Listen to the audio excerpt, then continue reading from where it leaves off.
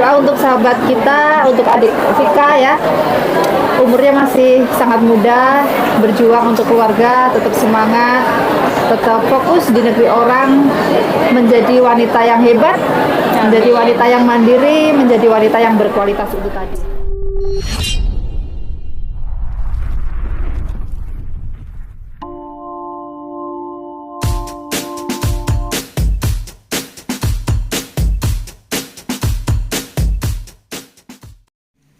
Bismillahirrahmanirrahim. Allahumma sholli ala Sayyidina Muhammad wa aski zalimin bidzalimin. Allahumma sholli ala Sayyidina Muhammad wa aski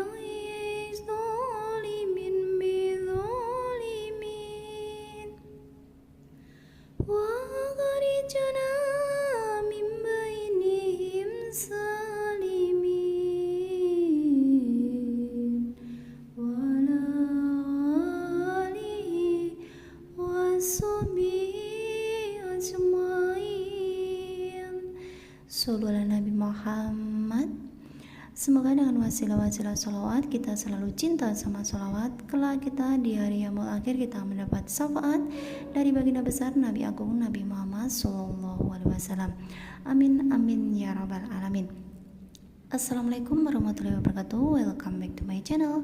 Sahabatku dimanapun sahabat berada, semoga sahabat selalu dalam keadaan sehat, selalu diberikan kelancaran rezeki, dipermudah urusan kita dunia maupun di akhirat kelak. Untuk sahabatku yang sekarang lagi sakit, saya doakan semoga sahabat segera diberikan kesembuhan. Dan untuk sahabatku yang sekarang lagi kurang bahagia, saya doakan semoga Allah akan memberikan kebaikan-kebaikan agar kita senantiasa selalu bisa berbahagia. Amin Allahumma. Nah sahabat, ini ketemu lagi ya denganku. Aku mau berbagi momen ya. Kali ini aku mau bertemu sama sahabat aku, sahabat yang dulunya pernah satu PT ya, waktu mau berangkat ke Hongkong ya. Jadi ini aku mendengar berita bahwa nasibnya kurang baik gitu ya. Jadi nanti aku mau berbincang-bincang bagaimana kejelasannya begitu. Nah sahabat, ikuti terus bagaimana keseruan aku kali ini ya. Semoga bisa menginspirasi dan bisa mengedukasi untuk sahabatku semua.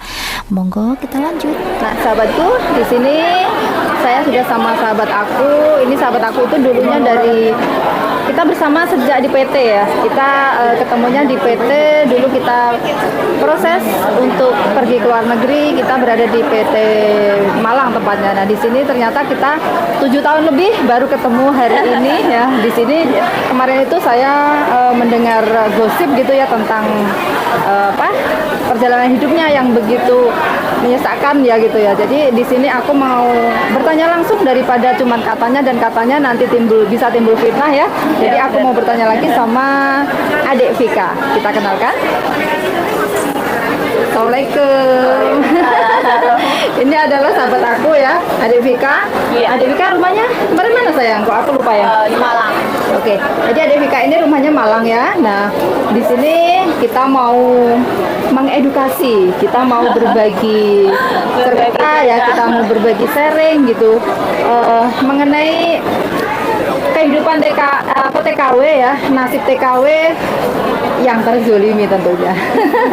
Nah di sini kita langsung mendengarkan saja ya bagaimana ceritanya adik Vika mengenai tentang rumah tangganya yang tidak baik-baik saja.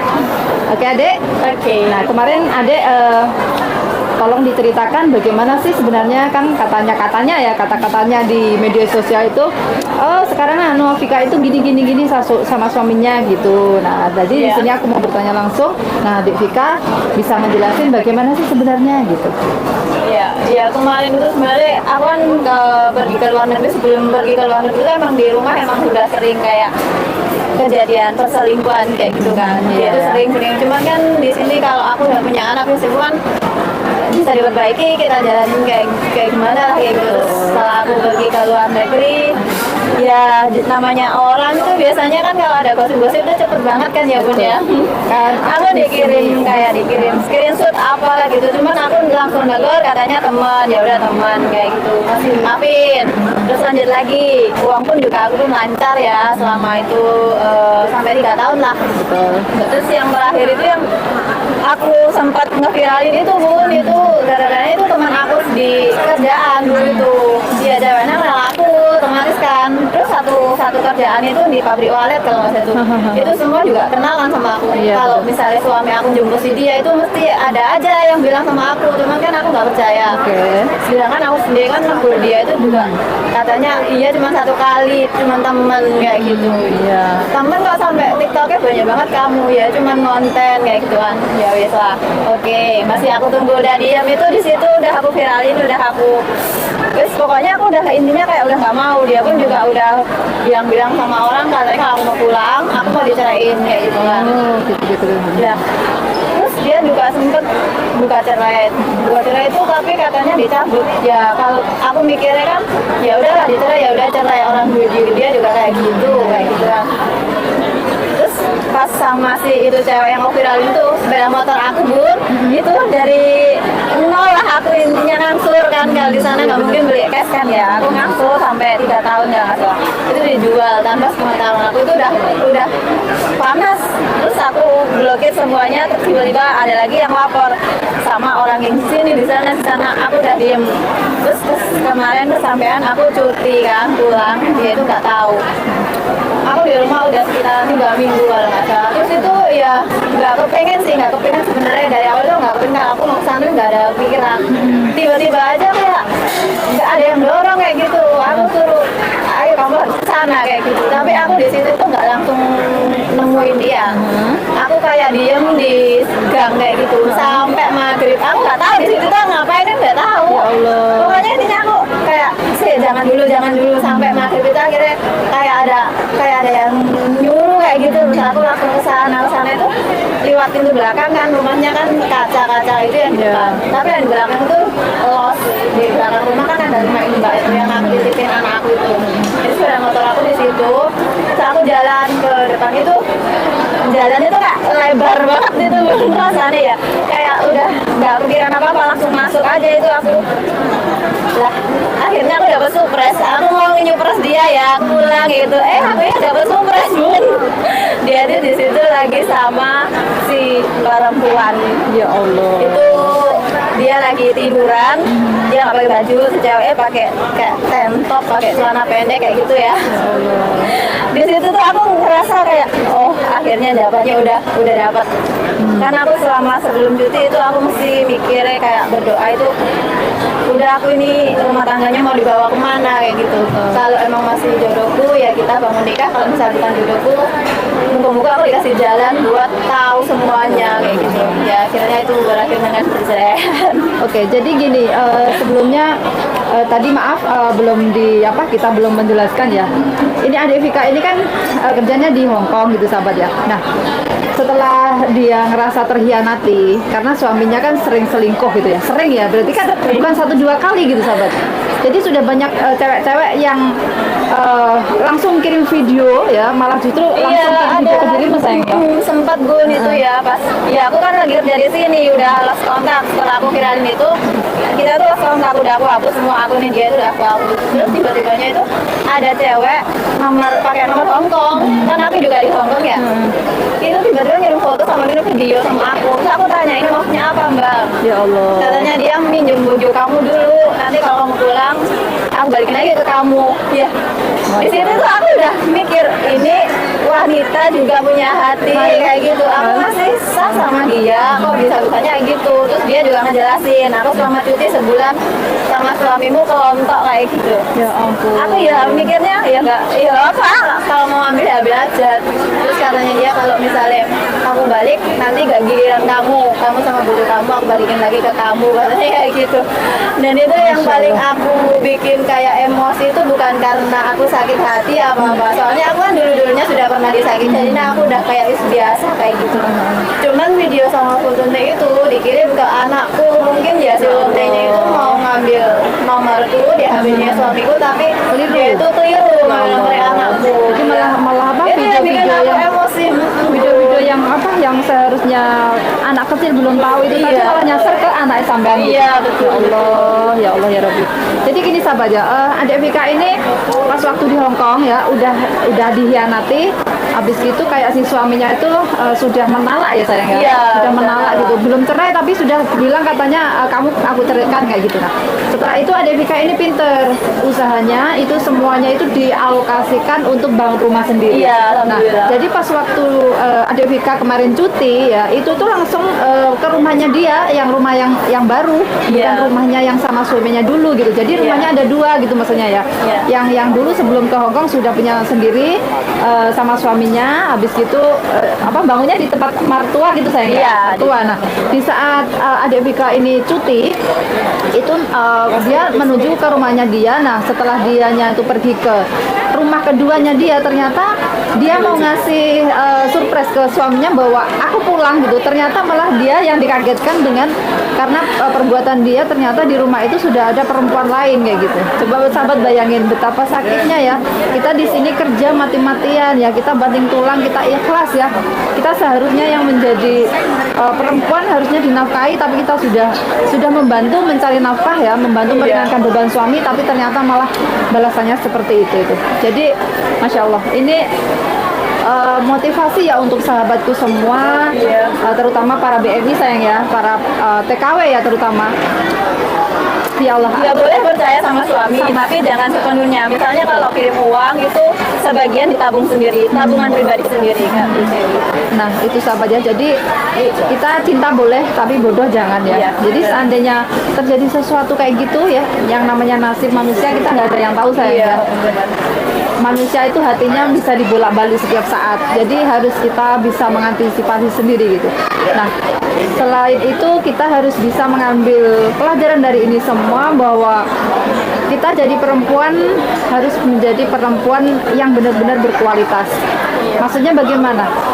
Kita sudah tersakiti ya, kita sudah berkorban, tapi ternyata pengorbanan kita tidak ada harganya di mata mereka yang seakan tuh kita itu menjadi pelangi untuk orang yang buta warna gitu ya. Jadi percuma saja gitu. Nah dari situ kalau kita itu sayang pada diri kita sendiri, kalau terjadi sesuatu seperti itu jangan sampai kita itu malah justru frustasi, terus malah kita melarikan diri ke tempat-tempat hal yang tidak baik, yang endingnya itu bisa merugikan diri kita sendiri gitu sayang ya.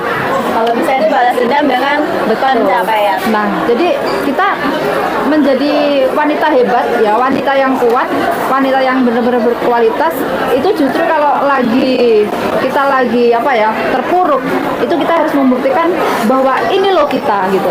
Jangan sampai kita justru malah salah langkah.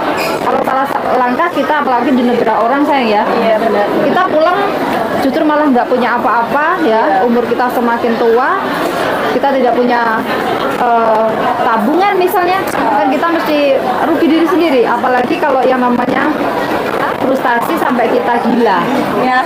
ataupun sampai bunuh diri, siapa yang rugi? Jadi ingat ketika kita benar-benar terpuruk ya, kita harus mengingat orang tua kita yang sudah membesarkan kita ya. Kalau kita sudah punya anak, anaklah motivasi kita. Iya, Ya. Kalau misalnya ada sesuatu kayak gitu, kalau misalnya masih bisa diperbaiki, kita perbaiki. Tapi kalau misalnya enggak, mau bagaimana lagi? Iya. Ya sayang ya. Jadi sungguh. Tapi emang di situ tuh aku udah nggak bisa nangis mungkin ya Bun. Aku ngeliat dia sama orang lain itu kayak udah astagfirullahaladzim. Aku nggak mau teriak, aku nggak mau emosi, kayak aku pengen tahu punya bukti kayak gitu aja. Kan aku mau gugat setelah ini aku mau gugat kayak gitu. Yang penting aku punya bukti kayak gitu. Aku sempat ngerekam, sempat nge-video sampai dia itu terus aku udah tertawa. Oh ternyata ada sing kancani aku kayak gitu. Apa sih dia itu kayak gitu. Ini biasanya ben kok diomong nih api-api kayak gitu kan. Nah apa sih aku udah dapat nunggu sana sing kancani aku kan dulu. Aku minta surat nikah. Terus dia bilang nggak usah kayak gitu. mikir ke anak kayak gitu. Dia masih bisa kayak gitu. Ada cewek di situ dia masih bilang, terus aku tanya sama si ceweknya, kamu orang mana? Katanya orang Batu. Dia juga janda, anaknya satu cowok sama seperti umurnya anak aku. Anakmu ya Allah. Oh, janda terus aku gini. Emangnya dia kenalan sama kamu nggak bilang kalau dia itu nikah? Oh, bilangnya bujang bang. Enggak. Oh, bilang muda. Tapi dia nggak jawab kan. Itu dua-duanya nggak jawab. Aku ini dipegang-pegangin terus kayak mungkin dia takut kalau aku mau nyakitin itu cewek. Tapi di situ aku berusaha tenang jangan sampai kamu nyakitin anak orang. Kan dia nggak salah. Dia salah sih. Sudah tahu suami orang. Cuman kan kalau nggak sing cowok nggak melayani kan ya nggak jadi gitu ya. Kalau nggak diajak cowok ya nggak mungkin. Tak tanya kamu udah berapa lama? Udah semingguan kayak gitu. Oh, udah semingguan. Enak ya di rumahnya suami orang aku kayak gitu. Itu misalnya ada Pak RT kayak gitu udah rame mungkin ya. Keluarga aku juga bilang kan lihat videonya itu, ya punya aku sudah di kamu udah aku ajar itu perempuan kayak gitu. Cuman aku cuma pengen bukti. Adik Vika ini ya anaknya sama sudah mantan belum tuh sayang? Sekarang sudah cerai belum? Proses. Oke, sekarang masih proses ya. Jadi adik Vika ini anaknya satu aslinya, tapi sebelum punya anak itu dia mengadopsi anak gitu sayang. Iya. Ya, mengadopsi anak berarti dua kan ya, anaknya berarti dua. Berarti tanggungan adik Vika ini dua anak.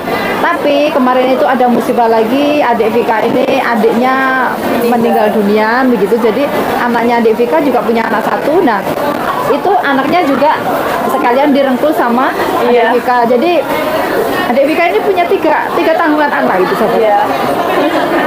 Aku aja yang ngedengerin tuh rasanya bagaimana gitu ya. Maaf, aku kan sayang banget gitu. Jadi seakan itu aku kayak ngerasakan perasaan kamu tuh bagaimana gitu. Tapi mungkin ya karena dirimu sudah benar-benar sakitnya itu sudah keterlaluan. Jadi udah itu sudah ikhlas seakan tuh kayak air mata itu sudah kering gitu lah ya. Jadi aku sudah benar-benar nggak bisa bayangin gitu. Bagaimana sih ya laki-laki seperti itu benar-benar maaf ya seperti sampah gitu loh ya. Sudah sebagai laki-laki yang seharusnya bertanggung jawab atas keluarganya, atas anak-anaknya ya. Ibaratnya mikir ekonomi saja sudah pusing gitu loh ya. Tapi kok masih bisa memikirkan perempuan lain, berarti kan dia itu di otaknya dia cuman ada nafsu yang ada. Jadi bukan kok bagaimana kita bagaimana ekonomi kedepannya itu bisa lebih baik.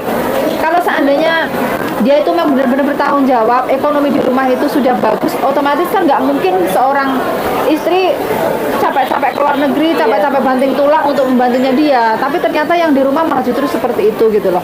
Jadi ya Allah ya Rabbi, semoga para mbak-mbak TKW ya, pertama TKW ya, karena perempuan, TKW itu kan perempuan ya, yang jelas semoga dikuatkan ya, selalu diberikan ketabahan, jangan sampai kalau terjadi sesuatu seperti itu atau hal-hal seperti itu kita menzolimi diri kita sendiri, karena diri kita sudah dizolimi sama orang, jangan sampai kita menzolimi diri kita sendiri yang pada akhirnya nanti bisa merugikan diri kita sendiri. Kita tetap ingat bahwa kita punya Allah, seberat apapun beban yang kita rasakan, kita ada Allah di situ ya sayang ya. Oke. Aku 3 bulan sebelum bulan ya maka tahajud itu sering banget tahajud. Aku cuma minta ya Allah, kalau memang itu jodohku dekatkan, kalau memang bukan jodohku segera beritahu aku gimana aku caranya biar cepat bisa lepas kayak Iya gitu. betul. Akhirnya sampai rumah udah kelar semua, udah terjawab. Udah alhamdulillah. Jadi untuk sahabat online semua ya di luaran sana, jangan suka memandang sebelah mata kalau TKW itu banyak yang janda. Itu gara-gara apa? Itu karena apa? Bukan kok yang salah itu sepihak dari kita, bukan ya? Karena ya memang terkadang itu ada orang-orang laki-laki yang seperti itu, yang jelas-jelas menjadi seorang suami tapi ternyata nggak ada tanggung jawabnya sama sekali. Jadi kita lebih baik menjanda, cuman memikirkan anak ya, ekonominya baik ya, kita bisa mencukupi kebutuhan keluarga, orang tua ya, kebutuhan anaknya menyekolahkan sampai tinggi, itu sudah merupakan sesuatu hal yang kebahagiaan daripada memikirkan laki-laki yang tak tahu diri seperti itu, kan begitu. Jadi bijaklah dalam bersosmed, jangan julid terhadap status janda, karena memang janda itu sebenarnya bukan pilihan ya. karena keadaan gitu loh. Iya, aku ya udah lama ya Bu, selama di sini tuh hampir 7-8 tahun lah. Ya itu aku di rumah juga sering banget itu banyak perubahan. Kalau misalnya aku nggak mempertahankan rumah tangga aku, mungkin aku udah cerai dari dulu. Jadi kayak gitu. sebelum dirimu pergi ke Hong Kong dia ya juga seperti itu sayang ya. Sudah pernah ketemu, aku sudah pernah ketemu kayak gitu. Jadi memang benar-benar terus gak bisa dimaafkan deh ya. Keluarga tuh juga banyak ya kayak bude kayak gitu, terus kayak bilang aku udah bujuk kayak aku gue status kata kono. Lah iya. Cuman kan aku ngerasa eman anak Iya. Karena gini loh ya. Terkadang perempuan itu bertahan itu bukan karena terlalu cinta. Terlalu cinta bukan. Ya, karena apalagi kita yang namanya sudah punya anak ya. Kita itu untuk memutuskan sesuatu itu terkadang itu nggak seperti logikanya. Logika itu dalam kehidupan sudah nggak bisa berlaku lagi. Karena logikanya seperti ini, harusnya kamu seperti ini. Tapi kita yang menjalani, ya toh, kita berpikir beberapa kali lipat harus melakukan sesuatu gitu loh. Iya. Karena apa? Terkadang kalau misalnya masalah cuma sepele, terus kita mendahulukan ego, kan anak yang jadi korban. Iya benar. Tapi kalau sudah keterlaluan ya mau bagaimana lagi kan gitu sayang. Iya, sekarang kerja fokus anak. Fokus anak. Jadi Anaknya kita 3. kerja anaknya 3. Semoga kuat sayang ya. Kuat. Umur berapa sayang sekarang? Sekarang umur 31. Baru kemarin tanggal 22 ini aku ulang tahun. Oh, sudah kemarin ya Allah. Jadi semoga panjang umur, makin berkah, makin kuat di sayang ya. Pokoknya intinya doa terbaik untukmu pokoknya. Jadi masih muda ya, masih muda banget. Jauh dengan saya. Jauh dengan saya umurnya. Masih muda banget, tetap semangat. Intinya selain orang tua, ada 3 tanggung jawab yang ada di pundakmu sekarang. Sebelum ada benar-benar orang laki-laki ya, yang benar-benar tanggung jawab membantu dan mengambil alih sebagian besar bebannya dari pundakmu. Itu semangat sayang ya. Semangat terus. Aku ya Allah sahabat beneran. Nah sahabatku, ini adalah salah satu yang dialami sama sahabat kita, sama-sama TKW. Dari sini kita bisa mengambil kesimpulannya bagaimana atau kenapa sih ya para TKW itu kalau ada yang ucuk-ucuk terus ngomongin masalah cinta itu cuma disenyumin dengan manis ya. Karena apa? Para TKW itu sudah terlalu berat ya beban hidupnya, pengalaman-pengalaman yang begitu amat pahit yang harus ditelan mentah-mentah ya, karena logikanya itu nggak sesuai dengan apa yang harus terjadi gitu ya. Jadi itulah makanya para TKW itu seakan kayak sudah anti ya apa yang namanya itu cinta gitu. Nggak percaya cinta. Nggak percaya lagi dengan namanya cinta. Karena apa ya? Dari pengorbanan yang begitu benar-benar kita fokus untuk keluarga, tapi ternyata di balik semua itu tidak ada harganya di mata mereka. Ini cuma salah satu loh ya. Masih banyak banget cerita-cerita para mbak-mbak TKW yang seakan itu sudah kita itu nggak bisa berpikir lagi. Seharusnya begini, tapi kenyataannya seperti ini kayak gitu sahabat. Ya sayang. Iya. Kita berdoa untuk sahabat kita, untuk adik Vika ya. Umurnya masih sangat muda, berjuang untuk keluarga, tetap semangat, tetap fokus di negeri orang, menjadi wanita yang hebat, menjadi wanita yang mandiri, menjadi wanita yang berkualitas itu tadi. Amin. Ya. Oke sahabatku, mungkin sharing kita cukup sampai di sini dulu.